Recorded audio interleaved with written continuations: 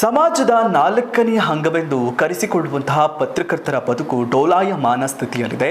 ರಾಜ್ಯ ಸರ್ಕಾರ ಪತ್ರಕರ್ತರಿಗೆ ಸೌಲಭ್ಯಗಳನ್ನು ಒದಗಿಸುವಲ್ಲಿ ಮೀನಾವೇಶ ಮಾಡುತ್ತಿದೆ ಎಂದು ಕರ್ನಾಟಕ ಕಾರ್ಯನಿರತ ಪತ್ರಕರ್ತರ ಧ್ವನಿ ಸಂಘಟನೆ ರಾಜ್ಯಾಧ್ಯಕ್ಷ ಬಂಗ್ಲೆ ಮಲ್ಲಿಕಾರ್ಜುನ ಬೇಸರ ವ್ಯಕ್ತಪಡಿಸಿದರು.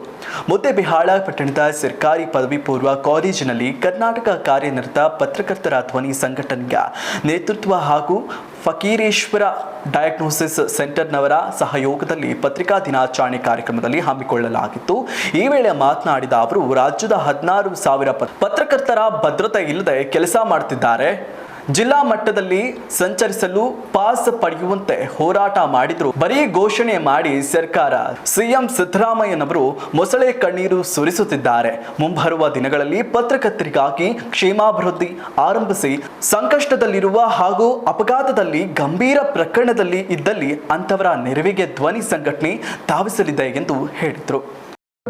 ನಾವು ಕೊಟ್ಟಿರುವಂಥ ಒಂದು ಮೊಸಳೆ ಕಣ್ಣೀರು ಸುರಿತಾ ಆ ರೀತಿ ಭಾಷಣದಲ್ಲಿ ಹೇಳ್ತಾ ಸಾಕ್ತಿರೋದು ನಾಚಿಕೆಗೇಡು ಅಂತ ಹೇಳ್ತಾ, ಇವತ್ತು ನಮಗೆ ಯಾವುದೇ ಇವತ್ತು ನೋಡಿ ನಾವು ಸತ್ತರೆ ಮುನ್ಸಿಪಾಲ್ಟಿ ವಾಹನಗಳಲ್ಲಿ ತೊಗೊಂಡು ಹೋಗ್ತೀವಿ. ಅಂತಹ ಹೀನಾಯ ಸ್ಥಿತಿ ನಮ್ಮ ಪತ್ರಕರ್ತರಿಗೆ. ಇವತ್ತು ನಾನು ಒಂದು ಭರವಸೆ ಕೊಡ್ತಾ ಇದ್ದೀನಿ ನಮ್ಮ ಇಡೀ ಪತ್ರಕರ್ತರಿಗೆ, ಪತ್ರಕರ್ತರಿಂದಲೇ ಪತ್ರಕರ್ತರಿಗಾಗಿ ಒಂದು ಕ್ಷೇಮ ನಿಧಿ ನಮ್ಮ ಕಾನಿಪ ಧ್ವನಿ ವತಿಯಿಂದ ನಾನು ಕಾರ್ಯಪ್ರಮುಖರಾಗಿ ನವೆಂಬರ್ 1ರಿಂದ ಇಂಪ್ಲಿಮೆಂಟ್ ಮಾಡ್ತೀನಿ. ಯಾವ ರಾಜಕಾರಣಿಗೂ ನಾನು ₹1 ಕೇಳಲ್ಲ, ಯಾವ ಸರ್ಕಾರಕ್ಕೂ ನಾನು ₹1 ಕೇಳಲ್ಲ.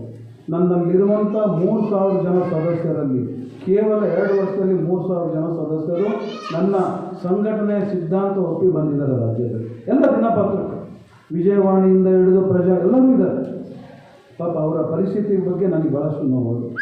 ನಾನು ಆ 3,000ರಲ್ಲಿ 300 ಜನ ಮಾತ್ರ ಆಯ್ಕೆ ಮಾಡಿ, ಸಮಾನ ಮನಸ್ಕರು ಆ ಒಂದು ಇದಕ್ಕೆ ಒಪ್ಪಿರೋಂಥವ್ರನ್ನ ಮಾತ್ರ ಗ್ರೂಪ್ ಮಾಡಿ ಅವರಿಂದ ಒಂದು ₹100 ನಾನು ಒಂದು ಪಡೆದ್ಬಿಟ್ಟು ಅವ್ರು ಒಂದು ₹100 ಒಂದು ತಿಂಗಳಿಗೆ ಯಾವುದಾದ್ರೂ ಗುಡಿ ಗುಂಡಾರಕ್ಕೆ ಹೋದರೆ, ಯಾರಾದರೂ ಅನಾಥರು ಕಂಡ್ರೆ, ನಿರ್ಗತಿಗೆ ಕಂಡ್ರೆ ಒಂದು ₹100 ನೀವೇನು ಸಹಾಯ ಮಾಡ್ತೀರಲ್ಲ, ಆ ನಿಟ್ಟಿನಲ್ಲಿ ನಾವು 300 ಜನ ₹100 ನಮ್ಮ ಕ್ಷೇಮ ನಿಧಿಗೆ ಸಹಾಯ ಮಾಡಿ ಸರ್.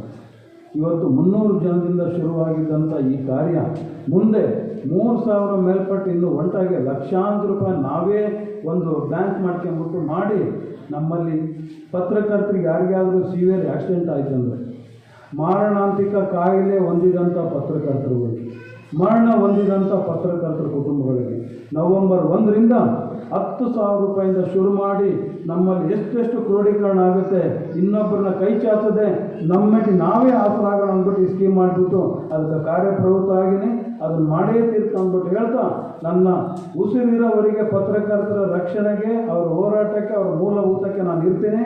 ಇವಾಗ ಸರ್ಕಾರಕ್ಕೆ ಕೊನೆಯ ಗಡುವಾಗಿ ಈಗಾಗಲೇ ಕೊಟ್ಟಿದ್ದೆ. 2 ಹೋರಾಟ ಸುವರ್ಣಸೌಧದ ಮುಂದೆ ನಿಮ್ಮೆಲ್ಲರ ಸಾಕಂತ ಅವೆಲ್ಲ ಭಾಗವಹಿಸಿದೆ. ಆ ಒಂದು ಚಾಟಿ ಏಟದಿಂದ ಸರ್ಕಾರ ಎಚ್ಚೆತ್ತು ಉಚಿತ ಬಸ್ ಪಾಸ್ ಗ್ರಾಮಾಂತರಕ್ಕೆ ಕೊಟ್ಟಿದೆ.